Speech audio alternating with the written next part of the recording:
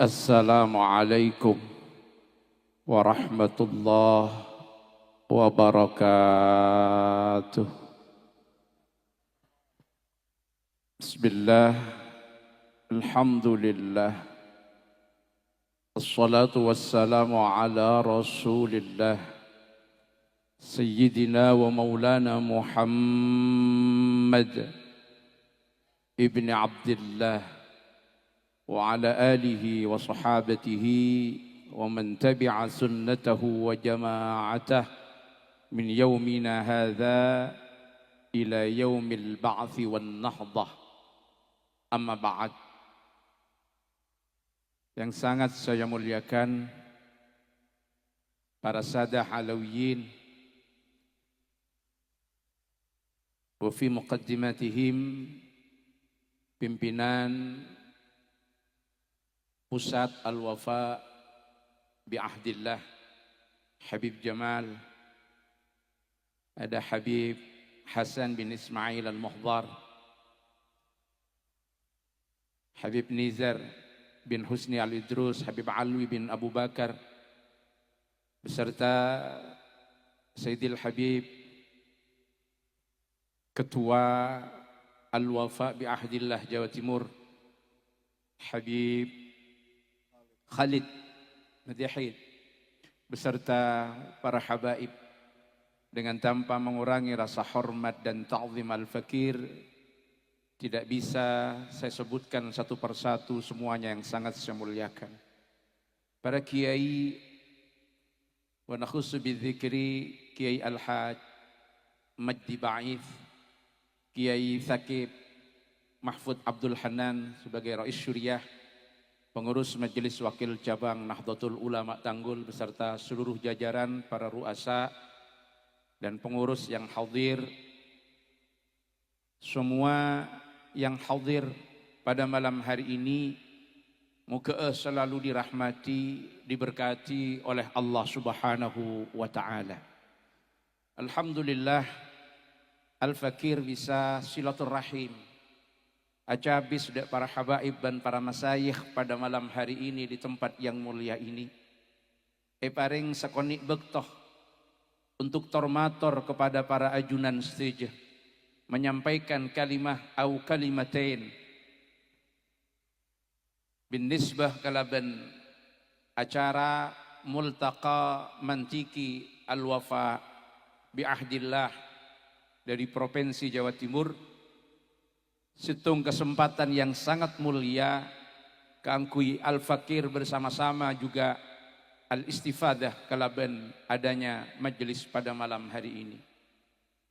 Karena waktu yang cukup terbatas, mungkin Al-Fakir Tormator tidak seperti biasanya pengajian, cuma hanya ingin menyampaikan situng hadis dari Abi Hurairah radhiyallahu an yang dikeluarkan oleh Imam Muslim di dalam Sahih Muslim, di mana baginda Rasulullah sallallahu alaihi wasallam adabu bada'al islamu ghariban wa sayaudu kama bada'a, wa fi riwayatin fatuba lil ghuraba, qila man hum al ghuraba ya Rasulullah, qala al-mutamassikuna bisunnati 'inda fasadi ummati, wa fi riwayatin ukhra alladzina yuslihuna ma afsadan nas. Rasulullah sallallahu alaihi wasallam bersabda, Islam datang pertama kali dalam keadaan asing dan akan kembali menjadi asing. Maka beruntunglah, maka surga akan diberikan kepada siapa? Al-ghuraba, orang-orang yang asing, orang-orang yang dianggap aneh, orang-orang yang dianggap nyeleneh. Siapa yang disebut al-ghuraba itu? Dalam satu riwayat disebutkan al-mutamassikuna bisunnati 'inda fasadi ummati, orang yang tetap berpegang teguh kepada sunnahku ketika terjadi kerusakan di tengah-tengah umatku. Dalam riwayat yang lain disebutkan alladzina yuslihuna ma afsadan nas. Orang-orang yang selalu memperbaiki, berbuat kebaikan, mengajak pada kebaikan ketika suatu tatanan telah dirusak oleh umumnya orang-orang yang ada pada tempat itu. Jadi Islam pertama para hadirin datang dalam keadaan gharib, di mana Rasulullah sallallahu alaihi wasallam menerima wahyu di Makkah pada usia beliau ke-40 dan kemudian mendakwahkan Islam. Awal mula didakwahkan dari rumah ke rumah.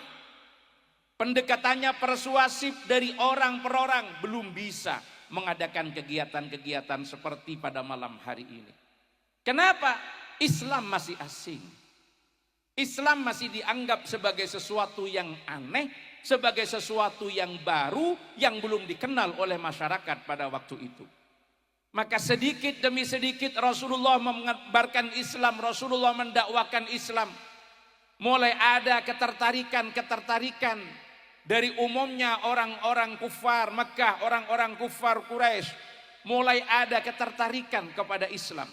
Walaupun itu populasinya sangat sedikit dan tidak mampu untuk menjangkau lapisan yang luas, karena pada waktu Rasulullah dakwah di Mekah, Rasulullah belum mampu menguasai struktur politik dan belum memiliki pondasi ekonomi yang kuat.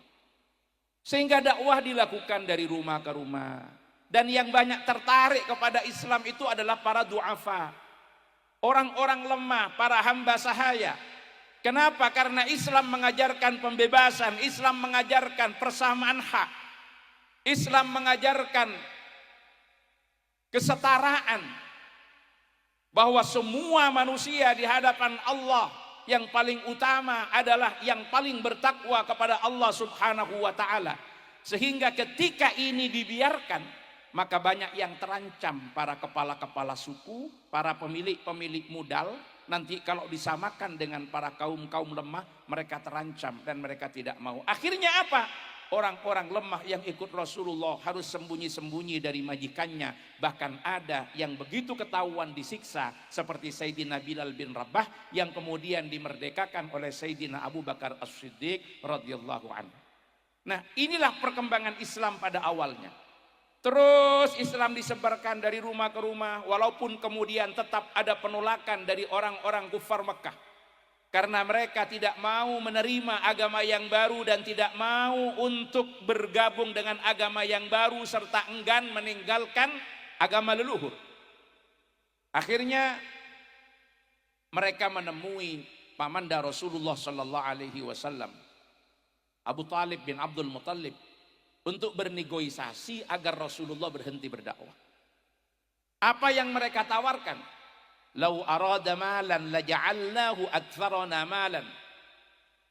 Lau arada mulkan laja'alnahu malikan. Ditawari harta yang banyak, ditawari kekuasaan. Kalau mau menikah dengan yang cantik-cantik, dicarikan yang paling cantik-cantik. 3 hal yang ditawarkan pada Rasulullah, sebagaimana banyak, karena 3 hal ini orang sekarang tergelincir. Itu yang dikenal dengan apa? Tahta, harta, wanita. Tapi apa jawaban Rasulullah? Wallahi ya am, law wada'u syamsa fi yamani fi yamini wal qamaru fi shimali ala an atruka hadzal amr ma taraktu.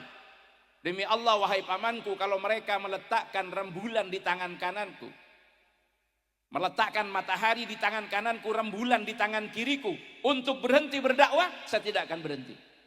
Karena kegigihan Rasulullah, akhirnya mereka memutuskan akan membunuh Rasulullah Shallallahu Alaihi Wasallam pada satu malam yang telah disepakati. Mereka akan mengepung rumah Rasulullah.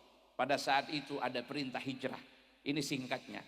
Maka berhijrahlah Rasulullah dari Mekkah ke Yathrib, dan di sana kemudian menjadi Al-Madinah Al-Munawwarah. Ada situasi yang berbeda dengan yang dihadapi di Mekkah, di mana daya terima masyarakat welcome kepada Rasulullah lebih baik kepada Rasulullah, dan banyak mereka berbondong-bondong menjadi bagian daripada perjuangan Rasulullah Shallallahu Alaihi Wasallam. Islam membesar, puncaknya setelah Fathu Makkah, kemudian yang masuk Islam itu afwaja, rombongan-rombongan besar, dan Islam berekspansi ke negara-negara lain di Jazirah Arab, bahkan sampai ke berbagai belahan penjuru dunia. Jadilah Islam agama yang besar. Tapi kenapa di sini Rasulullah menyampaikan wasayaudu ghariban? Islam yang awalnya asing kemudian menjadi ramai, diikuti oleh banyak penduduk yang hari ini populasi umat Islam, kalau antara Katolik dengan Kristen itu dipisah, menempati populasi terbanyak pemeluk agama di dunia. Dari berbagai macam sensus, berbagai macam data, populasi umat Islam sekarang ini posisinya sudah mencapai kurang lebih di 2,2. Jadi 2 miliar ya, 2 juta, 200 juta itu populasi umat Islam yang ada di dunia. Menjadi agama besar. Tapi kenapa Rasulullah di sini menyampaikan bahwa Islam akan kembali asing setelah sebelumnya asing? Ternyata para ulama yang mengomentari terhadap hadis ini banyak yang menyampaikan perbedaannya. Kalau gharabatul Islam ketika pertama kali dibawa oleh Rasulullah, itu terjadi gharabah inda ghairil muslimin, menjadi asing bagi selainnya orang Islam, menjadi asing bagi orang-orang kafir, menjadi asing bagi penduduk Mekah yang ikut sedikit. Tapi Islam di akhir zaman jumlahnya sangat banyak, pemeluknya sudah miliaran. Kenapa dikatakan wasayaudu ghariban? Islam di akhir zaman itu bukan asing bagi orang lain, tapi menjadi agama yang asing bagi pemeluknya sendiri. Artinya apa? Di akhir zaman umat Islam membeludak, populasinya besar, jumlahnya sangat banyak, tetapi yang mereka mengaku Islam banyak yang tidak kenal terhadap Islam. Katanya orang Tanggul itu namanya Islam apa? Islam KTP. Apa Islam KTP? KTP-nya masuk surga, orang ngececer beda tekoan. Itu Islam KTP. Akhirnya kenapa terjadi seperti ini? Ini sebetulnya fokus yang ingin saya sampaikan saat ini. Kenapa terjadi gharabatul Islam inda ahli? Kenapa Islam menjadi asing bagi pemeluknya? Jumlah pemeluknya sangat banyak, tapi mereka tidak kenal Islam, sehingga perilakunya sudah tidak sesuai dengan yang diajarkan oleh Islam. Yang di bidang ekonomi, cara berperilaku, dalam masalah ekonomi pun tak cocok pun saya jedaki Islam. Yang di politik tidak mampu merepresentasikan bagaimana akhlak berpolitik yang diajarkan di dalam Islam. Yang ada di tengah-tengah masyarakat, nih kadang-kadang pola hubungannya, tatingkanya sudah banyak meninggalkan Islam. Jadi semakin lama menjadi semakin asing. Tapi asingnya bagi siapa? Asing bagi pemeluknya sendiri. Nah, disebutkan di dalam beberapa referensi yang pernah saya baca, masababu gharabatil Islam inda ahli. Apa yang menyebabkan Islam ini menjadi agama yang asing bagi pemeluknya? Ternyata penyebabnya ada 2. Yang nomor 1 adalah qillatul ulama. Yang nomor 2 du'fu himmatil muslimin littafaqquhi fid din wa tafaqqahu fi ghairi dinillah. Jadi yang menyebabkan keasingan Islam yang pertama adalah qillatul ulama. Kita mengalami krisis ulama. Ulama sajan abid, sajan sakoni. Ulama-ulama yang jadi panutan kita sudah banyak yang wafat. Kadang-kadang yang di belakangnya belum siap untuk menjadi penggantinya. Semakin lama semakin sedikit. Ditambah dengan yang kedua, du'fu himmatil muslimin littafaqquhi fid din wa tafaqqahu fi ghairi dinillah. Lemahnya semangat umat Islam dalam belajar agama, dan mereka lebih banyak belajar di luar agama. Banyak saya alim politik, alim ekonomi, alim dalam budaya dan lain sebagainya, tapi lemah ilmu di bidang agama. Sekarang kita urut dulu dari yang pertama, secara singkat kulamator. Yang pertama apa? Qillatul ulama. Kita mengalami krisis para ulama. Nah, bukannya ulama banyak. Di mana-mana ulama ini kan banyak, benci sabada. Bahkan ada forumnya, namanya Majelis Ulama Indonesia. Berarti ulama tidak mengalami krisis, ulama banyak. Ulama nikah sajian abid kita semakin krisis, semakin sedikit para Rabu setuju. Ulama semakin sedikit, tapi perlu digarisbawahi yang dimaksud ulama Kak Dinto adalah ulama secara normatif. Ulama dalam perspektif Al-Quran, mungkin dalam bahasa orang yang melakukan kajian tafsir maudhu'i. Ulama secara normatif, bukan ulama secara sosiologis. Kenapa saya katakan begini? Kalau ulama secara sosiologis banyak, tidak berkurang sedikit pun.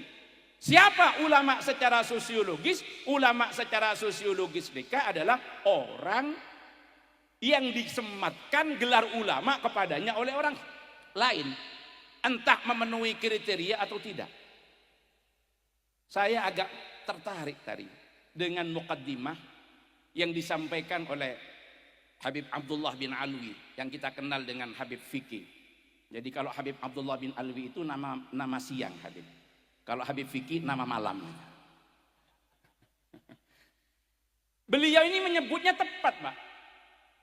Bahkan Tengku Latibi ini kan sering menyebutnya itu juga menganut kepada terminologi secara sosiologis, bukan normatif.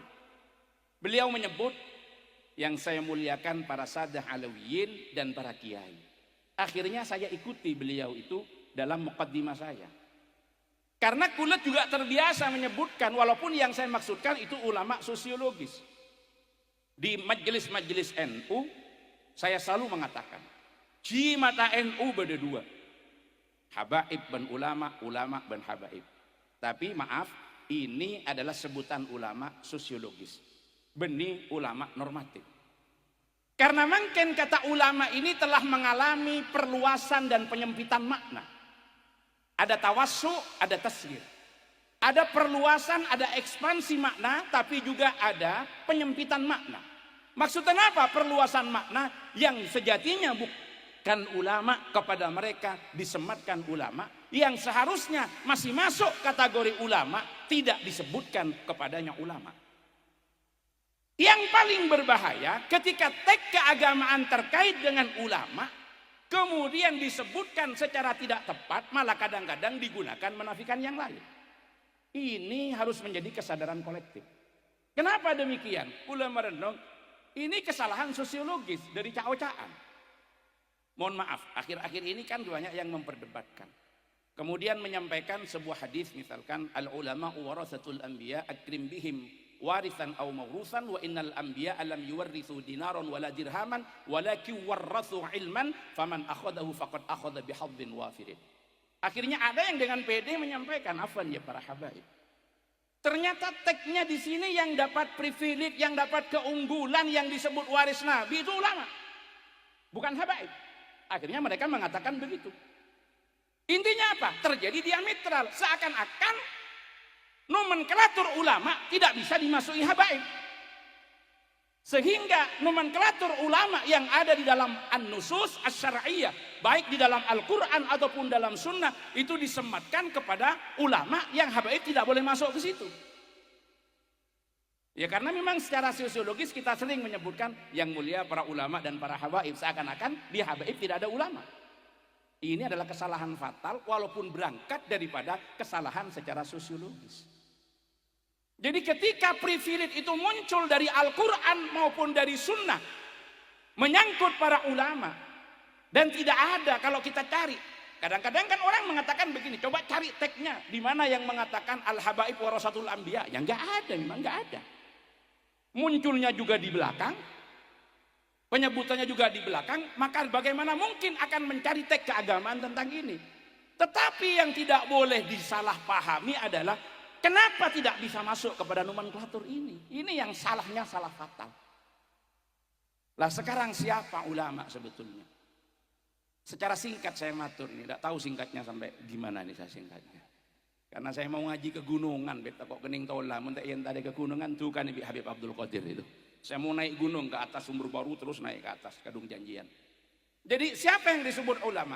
Di dalam Al-Quran itu para kiai semuanya, ini banyak para ahlul ilmi yang dari mereka-mereka kami masih berharap besar akan terus lahir generasi-generasi para ulama. Allahumma, utamanya dari Al-Wafa bi Ahdillah. Di sini disebutkan di dalam Al-Quran itu kata ulama hanya disebutkan 2 kali. Kalau yang berakar dengan kata ilmun, alim itu banyak. Ya'lamun, alimu dan sebagainya itu banyak dalam Al-Quran. Ratusan kali. Tapi yang menyebut nomenklatur ulama itu hanya ada 2 kali. Yang pertama dalam surat Asy-Syu'ara ayat 197. Mohon maaf kalau salah sebut, nanti tolong di cross check. Yang nomor 2 dalam surat Fatir ayat 28. Jadi kata ulama itu hanya disebutkan 2 kali dalam Al-Quran. Yang di dalam surat Fatir ayat 28 itu innama yakhshallah min ibadihil ulama. Yang disebutkan di dalam surat Asy-Syu'ara ayat 197, awalau kana lahum ayatan ay ya'lamahu ulama'u bani Israil. Disebutkan 2 kali kata ulama. Ini kalau dalam beberapa kitab-kitab tafsir yang saya baca, ternyata prasyarat ulama secara umum dalam garis besar itu paling tidak adalah mampu memahami ayat-ayat Allah. Jadi siapa para ulama itu adalah orang-orang yang mampu memahami ayat-ayat Allah. Kemudian dari surat Asy-Syu'ara itu yang dimaksudkan adalah ke arah ayat-ayat qauliyah.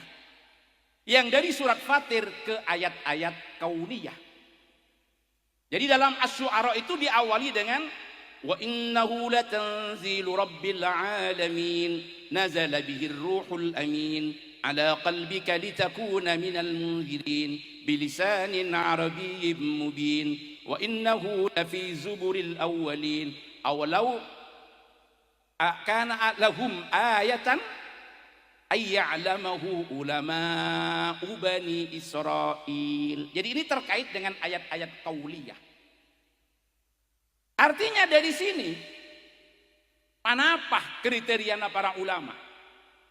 Yang dari situ biar kita tidak terjebak kepada perluasan dan penyempitan makna. Siapa mereka? Pasera ulama nih. Syarat ulama. Nomor situng alimun binususil kitabi was sunnah. Nguasain ngageli terhadap an-nusus asy-syar'iyyah baik minal kitab was sunnah, dari Al-Qur'an dan sunnah.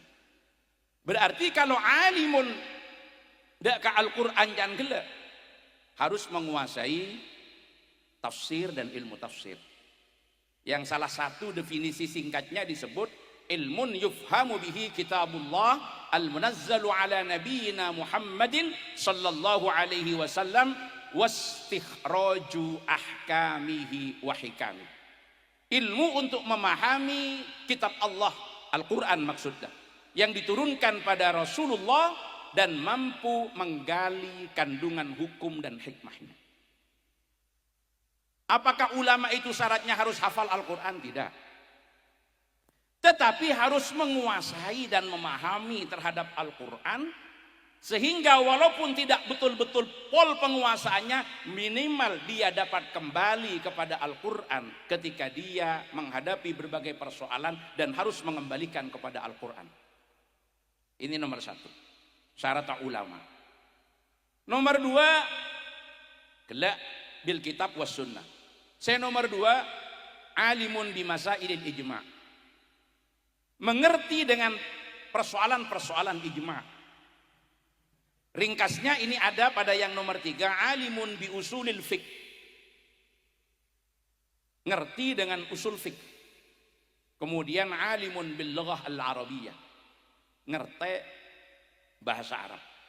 Walaupun tidak harus an dhahri qalbin ngelontok bahasa Arab, minimal ketika membutuhkan dia bisa mengembalikan berbagai persoalan untuk melakukan istidlal dan istimbatul ahkam asy-syar'iyyah minan nusus.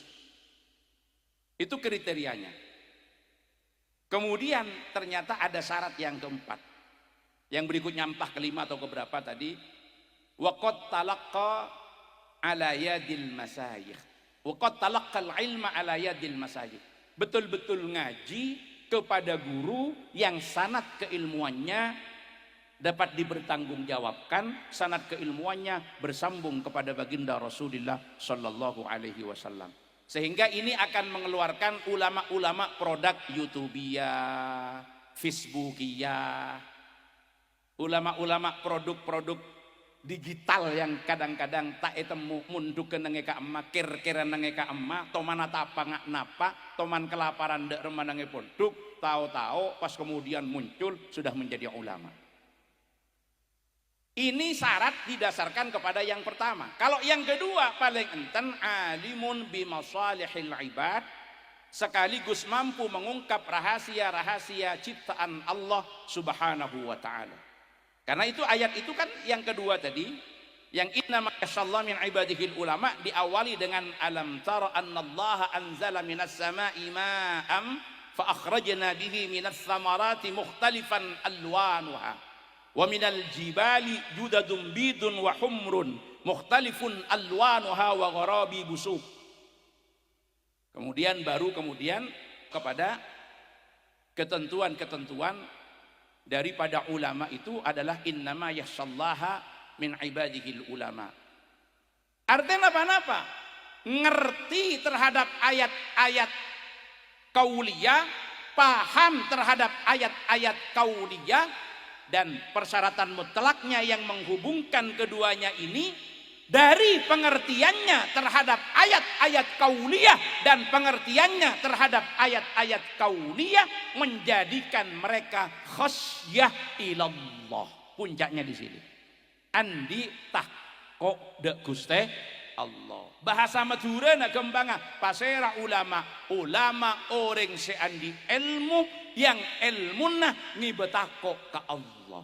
Berarti andi ilmu tapi tidak takut kepada Allah, tidak masuk kriteria ulama ini. Boleh disebut ilmuwan, cendikiawan, ahli boleh, tapi tidak masuk pada kriteria ulama. Innama yasallaha min ibadihil ulama dalam Fatir 28. Andi khosya ilallah tapi tidak ada ilmunya, gagal. Karena takut ngalak karpa zibi. Bisa jadi aniat nyempa ke Gusti Allah tapi napa leres seibadai kak dito Gusti Allah uku napa benih. Karena salah alamat. Nah, ini sebetulnya yang disebut ulama. Jadi tak gampang sebetulnya ulama perspektif normatif. Ulama di dalam Al-Qur'an.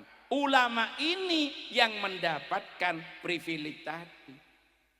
Seekoca warasatul ambiya. Lah, terdiri dari siapa ulama itu? Ya kalau di Indonesia orang yang punya ilmu, yang dengan ilmunya ia takut kepada Allah, alawiyan, karena dari alawiyun au masayikhan au asatidan au lawara al gawagis, bahkan kepada orang-orang yang tidak disebut dari semuanya itu, bukan sadah alawiyin, bukan digolongkan pada kiai, tidak ada yang menyebutnya gus, tidak ada yang menyematkan kata ustadz, tidak ada yang memanggilnya lora, tetapi dia banyak berada di balik laboratorium.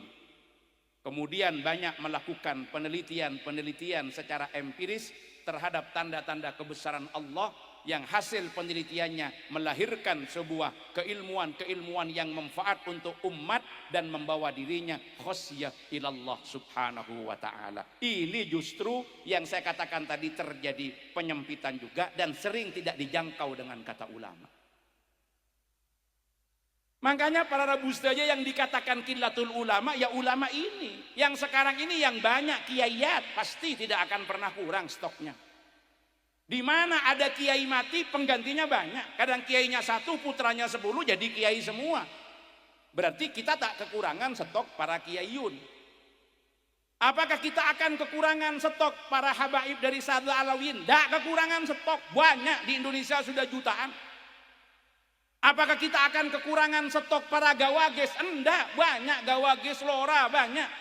Tapi apakah mereka ulama? Tentu tidak boleh disematkan kepada mereka identitas ulama kecuali telah memenuhi persyaratan-persyaratan yang salah satunya tadi sudah kami sebut. Jadi qillatul ulama ini hanya bisa diselesaikan kelaban apa? Kelaban himmah qawiyah, kelaban semangat seraja, kalaban keinginan yang kuat untuk napa? Thalabul ilmi, dan termasuk talaki kepada yadil masayih yang ilmunya sanatnya dapat dipertanggungjawabkan. Lah al-wafa bi ahdillah ini kumpulan para santri yang talaqqa deka al-habib Umar bin Hafid dan para habaib, para masayih yang ada di sana, yang kemudian berusaha untuk menebarkan dan menyebarkan ilmunya di setiap sudut tempat di mana mereka berada dalam bentuk pengabdian keumatan kepada seluruh masyarakat. Dan mereka adalah orang-orang yang tetap terhimpun di dalam binaan satu jam'iyah yang terus ada ifadah dan istifadah dengan ilmu, mencintai ilmu. Maka saya optimis dari mereka akan tetap lahir para ulama baik yang berasal dari Sadah Alawiyyin ataupun dari masayih ataupun dari orang-orang yang mungkin tidak tergolong pada dua kelompok dalam penyebutan masyarakat, tapi betul-betul minar rasikhina fil ilm, orang-orang yang memiliki kedalaman ilmu. Sehingga dengan demikian kula ben sampian dapat menekan laju gharabatul Islam inda ahlihi. Dan yang paling penting kalaban hadirnya majelis-majelis ta'lim, majelis-majelis ilmu di samping pesantren-pesantren, madrasah di mana-mana. Kak Dinto, kita harus membangun kesadaran kolektif agar umat tidak pernah lemah semangatnya untuk tafaqquh fi dinillah dibanding daripada mereka tafaqquh fi ghairi dinillah. Kenapa? Karena innallaha yubghidu kulla alimin fid dunya wa jahilin bil akhirah. Allah sangat membenci kalau ada orang yang hanya piawai di dalam ilmu dunia, tetapi pada saat yang sama dia tidak mengerti ilmu akhirat. Makanya para alumni-alumni yang kemudian tergabung di dalam al-wafa bi ahdillah di tengah-tengah masyarakat banyak mendirikan majelis-majelis ilmu yang dipadu dengan majelis-majelis zikir, majelis-majelis sholawat.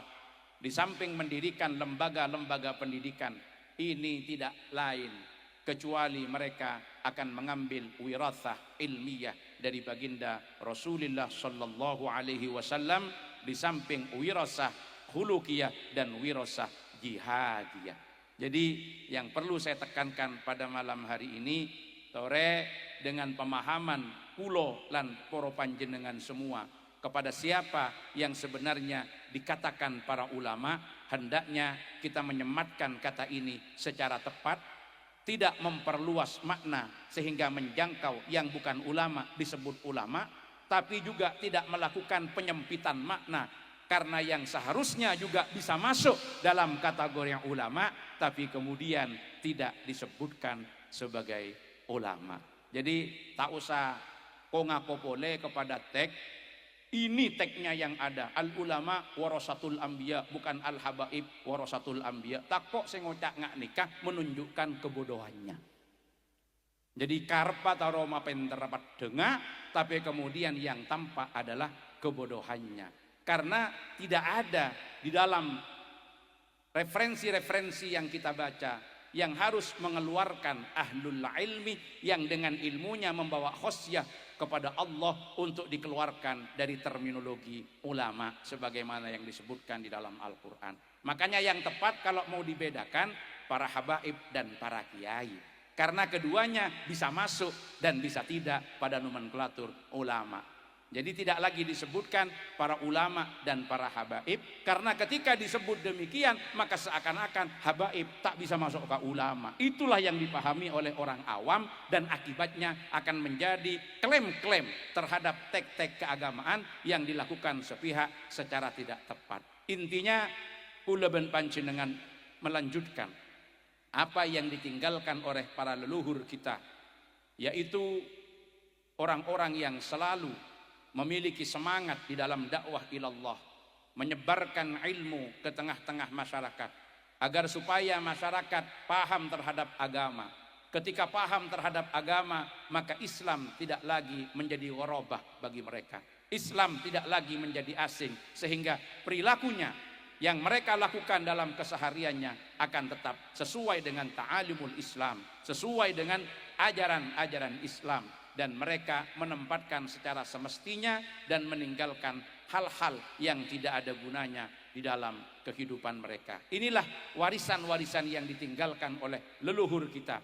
Bagaimana para ahlul ilmi, baik yang dari Sadah, Alawiyin ataupun dari para masyayikh, selalu bergandengan tangan bersama, punya tanggung jawab keumatan untuk menjaga umat dari hal-hal yang dapat mendatangkan murka Allah, dan selalu mengajak umat kepada hal yang bisa menghadirkan ridhonya Allah subhanahu wa ta'ala. Karena yang ada dalam hati beliau-beliau para salafun saleh adalah rasa bahagia, rasa senang ketika umat telah bersama-sama berada di jalan Allah, serta rasa takut, rasa khawatir kalau umat berpaling dari jalan Allah subhanahu wa ta'ala. Mudah-mudahan al-wafa bi ahdillah dan jam'iyah Nahdlatul Ulama yang malam hari ini bekerja sama menggelar tabligh akbar. Nahdlatul Ulama adalah organisasi yang menjadikan ulama sebagai soko gurunya. Kenapa harus Nahdlatul Ulama, kebangkitan ulama? Karena ketika ulamanya bangkit, nanti umatnya juga akan bangkit, dan ketika umatnya bangkit, nikmatnya umatnya akan menjadi sebaik-baik umat. Jadi NU itu adalah Nahdlatul Ulama, Nahdlatul Ummah, dan akhirnya menjadi Ni'matil Ummah. Itulah yang diharapkan di bawah bimbingan para ulama, yang para ulama bisa terdiri dari Sadah Alawiyin dan bisa terdiri dari masyayikh ataupun kelompok-kelompok yang lain yang memenuhi kualifikasi, yaitu orang yang mendalami ilmu agama, memahami ayat-ayat Allah baik kauliyatan maupun kauniyatan, yang dengan ilmunya membawa dia khasyah, takut kepada Allah subhanahu wa ta'ala, takut kepada Allah, dan selalu rahmah kepada hamba-hamba Allah subhanahu wa ta'ala. Kak Dinto sekedar pemator al-fakir pada kesempatan ini, di samping kaburu ngalia juga repot tormator di hadapan para ahli-ahli ilmu sampai tak tahu acara tak apa. Biasa nak aja melolo di saporana saya banyak. Ini yang dapat saya sampaikan, dan mohon maaf kalau tempat saya lebih tinggi daripada yang lain karena darurat. Cangkolang cek cangkolang motor dek satu aja nah keng polan tak bisa tuju ibebe, toko mun kedung tuju ibebe tak bisa jaga boleh. Ini ke para Rabu saja, dan saya tidak bisa mengikuti di tempat ini, tapi akan mengikuti secara live kajian pada malam hari ini untuk juga tetap ikut istifadah dari ilmunya para habaib, para Sadah Alawiyin, dan ilmunya para kiai yang disampaikan pada malam hari ini. Ate kula tetap akan terpaut dengan majelis di tempat ini, walaupun fisik kula harus berbagi ke tempat yang lain. Kak Dintoh pemator, orang lebihna nyuun pangapora. Hadanallahu wa iyyakum ajma'in, wallahul muwaffiq ila aqwamit thoriq. Wassalamualaikum warahmatullahi wabarakatuh.